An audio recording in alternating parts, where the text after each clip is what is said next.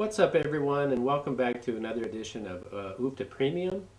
And in this week's episode, we're going to talk about a new product to become part of the product lineup. It's going to be UFTA LITE. It's probably spelled L-I-T-E, but everything's tentative for right now. So what is UFTA LITE? What's that all about? Well, I've been trying for a long time now to figure out if there might be a better way to introduce UFTA to the world besides YouTube and Facebook. And I thought there might be a version of the game that would be easier to digest for younger family members.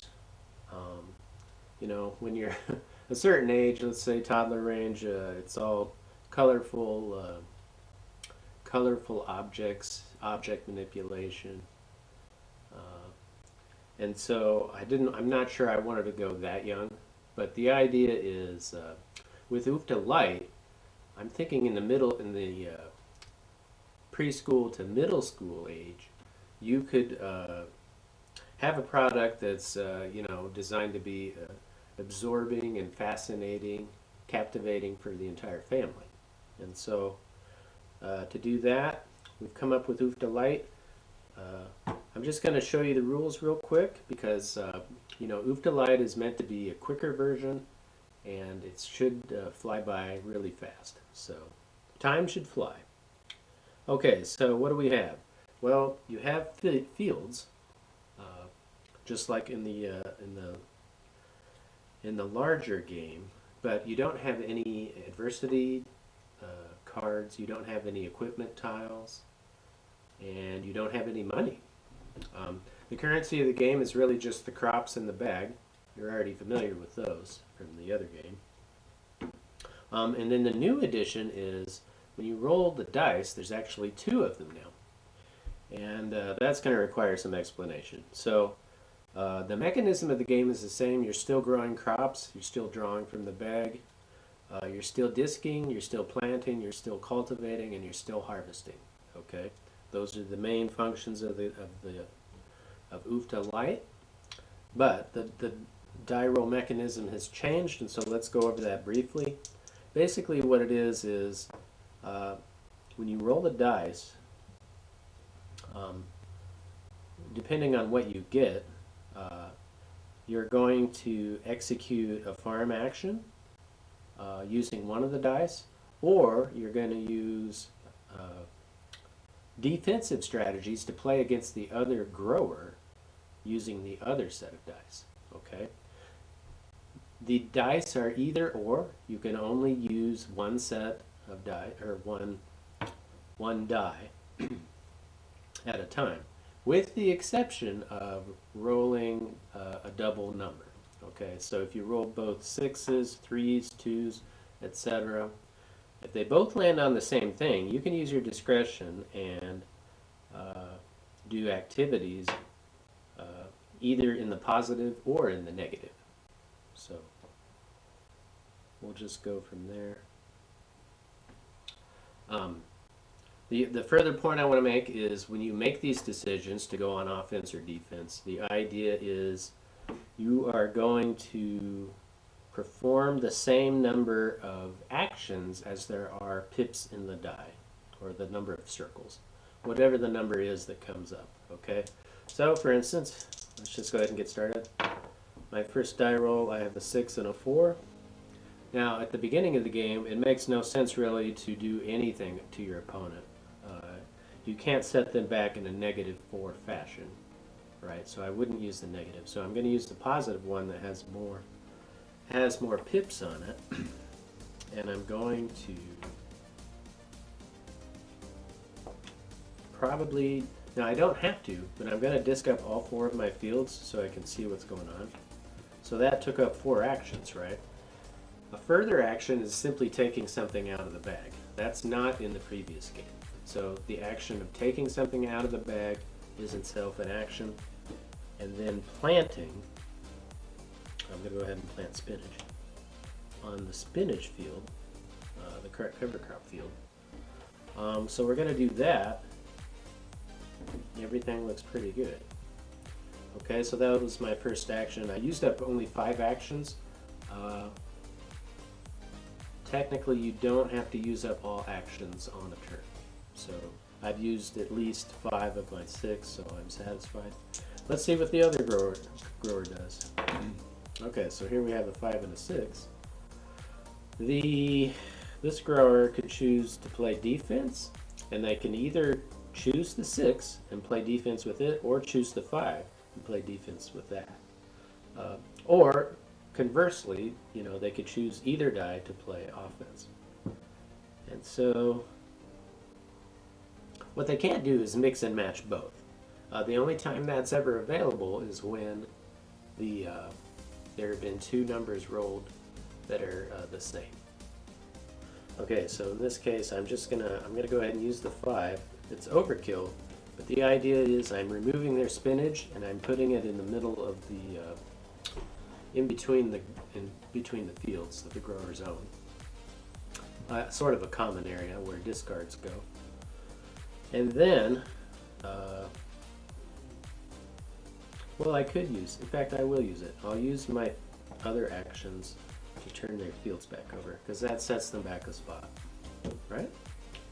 Okay, so far so good. Nobody's earned any crops yet.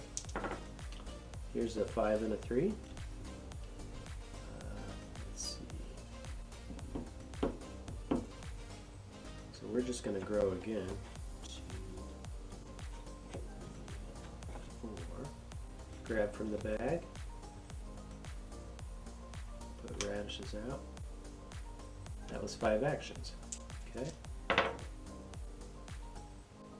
Now this grower could choose to stop them or slow them down, but I think they're going to focus on their own efforts this time. Of course, this part of the game is arbitrary. Anybody could make any decision they feel is best. Okay. Okay. Here's a 5 and a 2. So we're gonna cultivate, which costs an action, and then we're going to harvest, which costs another action. That means once the crop is harvested, it is set beside the field, just like in the other game,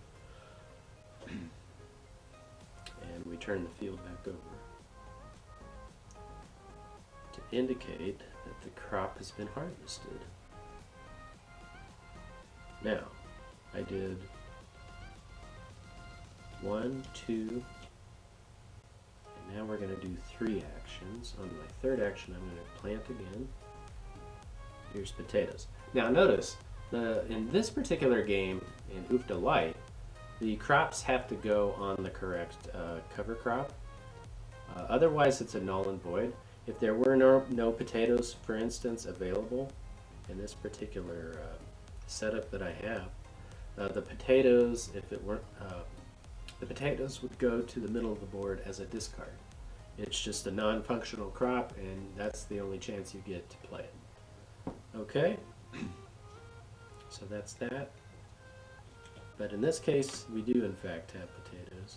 That's my third action, my fourth action, and my fifth action is to go ahead and harvest. So that was a great, this is a super productive roll because I had 5 actions coming to me and I took advantage and I actually ended up harvesting 2 crops. Okay, so here's a 1 and a 2. Actually what we're going to do is we're going to go ahead and say we rolled both a 1 and a 1. Snake eyes, so the idea is I can choose both. I can perform an action on my turn, which I will, cultivating harvest, cultivating kale I mean, and then I'm going to set them back by turning a field back over. And so in that case I executed both actions given to me by the dice roll, determined by the die roll. Okay, so here's 4 and a 3. Now we'll be productive. Charm. Can't plant carrots. So there's 1, 2, 3. And hopefully this will be good. 4. Got lucky on that one. Okay. So we got 5 and 6. 5. Yeah, no, I think we'll do 6. Now we're going to be defensive in this one, okay? So we're just going to, we're not obviously going to execute all 5 actions. All we can do is do 1 and 2. And then we just, the last 3 are just null and void because they never were performed. So try again. Here's a 4 and a 2. Here's Kale. I'm sorry, this is Grover's turn. Easy to get ahead of yourself in Oofta.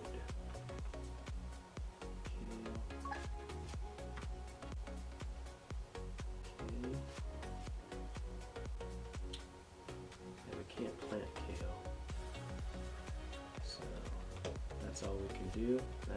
That's all our turn amounts to. We just simply couldn't plant. That was my mistake. You know, these are my first moments testing this particular Oofta Lite, and so I don't have extensive game knowledge yet. But it looks like one of the good ideas is to turn those fields over. Okay, so here's 4 and a 3. Here's a 1. We're going to go ahead and use our 4 actions to execute on the good side. So KO on the right spot. That was 1. And then we'll go 2. Bad crop. 3. And 4. Another bad crop. Okay. So 5 and a 6.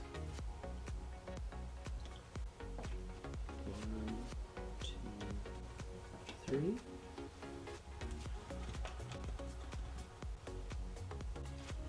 4. 5.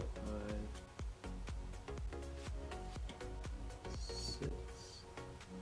Oh, 5. That's all we do. 1, 2. Now, I think the overarching goal of an Oofta Grande is still in effect, so that's going to be worth, I don't know, let's say 10 extra crops by the game's end, if you pull it off. That's an arbitrary number for right now. Okay, so now we got Snake Eyes. Check it out. So I'm going to use 1. I'm going to get rid of their, now notice how if I've got a pea, the peas are ripe in this particular corner. You check it out. And the idea is I'll get rid of the peas, but I can't do that before reverting it first back to an uncultivated crop. So the first step is an uncultivated crop. The second step, see, uncultivated crops are the only ones that can be removed from the board. So that's something to bear in mind. I'm going to get rid of the peas. That's my second action. And then 3, 4. Those are the cumulative negative actions that I've done. Over here, we've got the cumulative positive actions, which is going to be squash, cultivate and harvest squash, 2 actions, and then 3, 6. Okay. Again, bearing in mind that crops that don't fit on the cover crop fields never make it into the game. They're never counted as score, they're always discarded. So that helps speed the game along. Okay, so 3 and 1, 2, 3, 4, 5, 6. Getting down to it. Look at all the discards, right? This one's a close one. Okay, so here's 4 and 6. Again, we're going to use the defense, and we're going to remove, we'll just use the 4 because we can. 1, 2, 3, 4. And here's the 5th one. And this is it. This is the 5th one. It doesn't fit. Okay, so I think the game goes into sudden death, so we got our final harvest.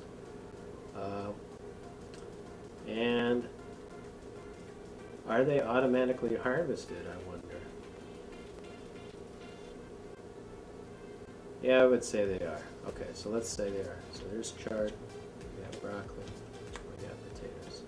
Okay, so that took care of it. That was an entire game. We'll check the clock to see how long that lasts, but we like brevity.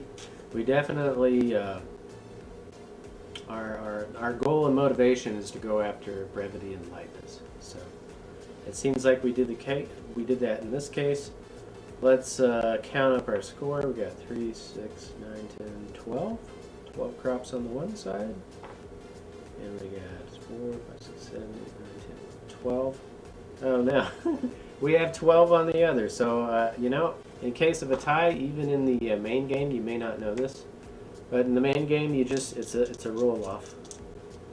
So we'll see. This roller gets a 1, and this roller gets a 6. So not bad. Excellent, outstanding tension throughout the game, and it all went very quickly, which is, you know, it's always good for parents who don't have huge amounts of time to spend with the family or the kids, so you should keep this in mind. Quick, easy activity for everyone to enjoy, of many different ages. Alright, so that's going to do it for me and Ufta. Until I see you next time, keep on playing Ufta, and have a good day, everyone. Bye.